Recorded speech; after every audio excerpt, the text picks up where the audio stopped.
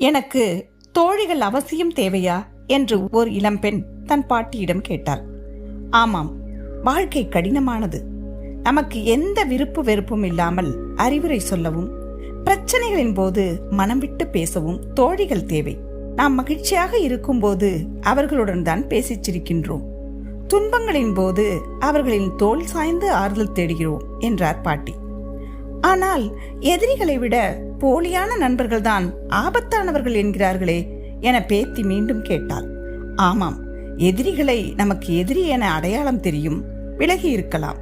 போலியான நண்பர்கள் அப்படி இல்லை. பக்கத்தில் இருந்தே நமது ரகசியங்கள், பலவீனங்கள் என்று எல்லாவற்றையும் அறிந்து கொண்டு நமக்கு துரோகம் செய்வார்கள் என்றார் பாட்டி.